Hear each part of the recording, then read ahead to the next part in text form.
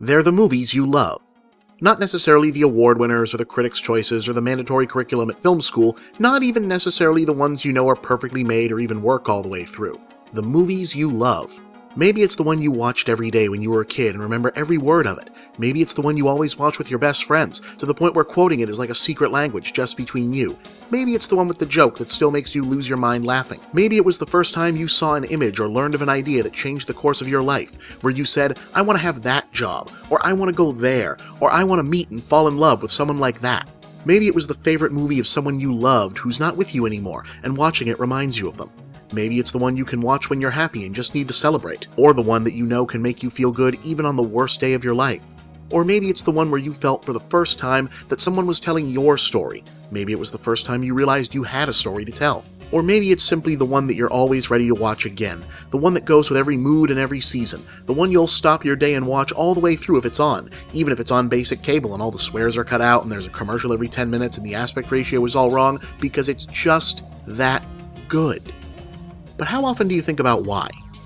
Have you ever tried to explain why a great movie is so great, only to find yourself coming up blank, unable to articulate a point beyond it just is? Have you ever heard someone dismiss or downplay or trash talk that movie you know is just amazing and wonderful and that you love, but found yourself at a loss for refuting their points, and come away from that experience wondering if you've just been wrong the whole time, if that movie was really that good?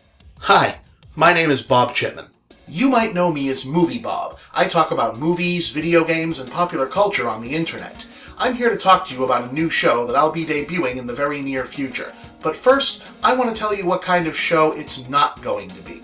Let's not mince words, folks. The internet can be a pretty negative place, especially when it comes to discussions of art, entertainment, and popular culture. We live in a cynical age, where we value tearing things down far more than building things up, where we've spent so long deconstructing we're actually starting to run out of constructions, where it sometimes feels like 90% of our talk about movies is made up of only two attitudes. Here's a bad movie you've never heard of, let's make fun of it, or here's a bunch of reasons why that movie you love actually sucks. Now, I'm not saying there isn't good stuff coming out of that realm. I loved Mystery Science Theater, I love riff tracks and Cinematic Titanic, and I like making fun of stuff like Troll 2 and The Room and Birdemic as much as anyone. And it's also very important to take off your rose-colored glasses and examine nostalgia objectively.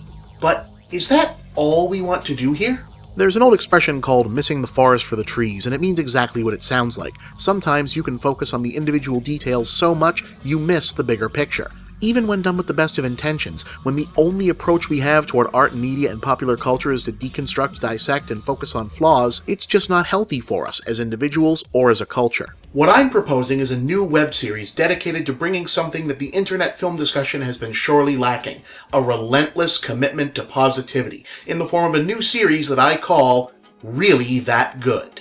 The operating premise of Really That Good is simple, that some of our most popular and beloved movies are popular and beloved for reasons beyond just nostalgia or the Hollywood industrial complex. That just because a movie is so widely beloved that we seldom bother thinking about why it works so well doesn't mean there aren't damn good reasons we can't stop watching it. That even if everyone pretty much agrees that it's good, doesn't mean it also doesn't have themes and ideas and a cultural impact that are worth appreciating, that are likely the reason that it resonates so strongly in the first place. That even though it might be talked to death and over-merchandised and overrated by some really obnoxious people who refuse to shut the hell up about it, chances are we're still talking about it because it's really that good. Now, this isn't some academic film theory show that's going to hit you with a whole bunch of half-baked science about story beats or composition being this magical equation that can trick you into liking a movie. I'm not going to tell you that the reason you really like your favorite movie is because you're getting hypnotized by some combination of sound and color and specific words and flashing lights. And it's also not a show about crazy theories or some shocking subtext that I'm pulling out of thin air. I want to talk about the real stuff, the stuff that matters.